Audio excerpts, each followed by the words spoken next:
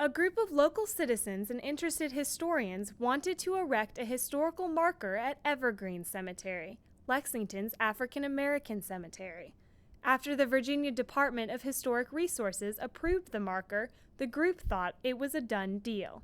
But project co-sponsor Brandon Dorsey says the group decided to reach out to City Council and give them the opportunity to contribute to the $1,350 installation costs.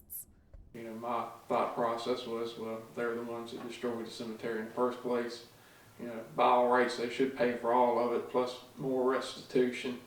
But at least they could do is fork over, $650. Upon hearing the request, the council asked the Rockbridge Historical Society to gather community opinion on the marker. But W&L history professor and project co-sponsor Taylor Sanders says that did not sit well with the original group. I think the problem came when City Council appointed another historical group who had nothing to do with the monument to chair the meeting. But City Manager John Ellistad says the council felt the Historical Society was well equipped to handle discussions on the marker. The City Council felt that the Historic Society could research and do the best job of. A college student working at the Historical Society through a summer scholars program took on the project. Director of the Historical Society, George Warren, says she found that many in the African American community were opposed to the marker. There was a certain percentage, maybe a quarter of the people, who didn't want any marker up at all. They thought it was offensive just to be reminded that there used to be slaves. And then about 3/4 of them felt that while a marker would be fine, the emphasis was wrong. Warren says the point of contention was the reference to Stonewall Jackson. When they drew up their proposal for the monument, it suggested that the man's only importance was because he was a slave who worked for Stonewall Jackson. Dorsey says the original group was willing to listen to the objections. We changed the wording to accommodate the concerns we heard from the black community. But the group feels like the debate turned into a one-sided conversation.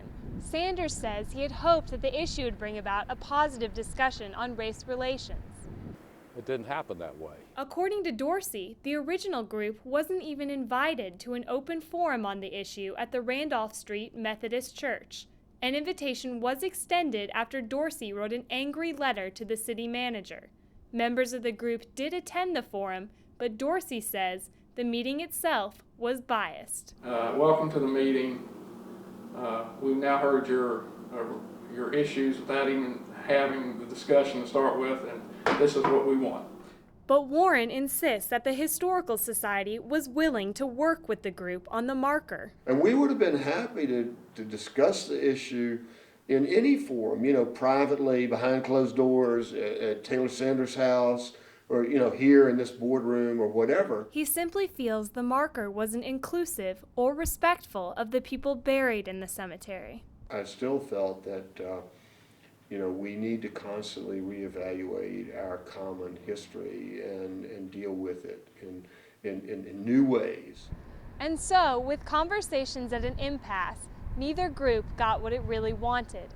The marker now sits on the bypass, without a reference to either Lewis or Jackson, and out of sight and out of mind for most residents and tourists.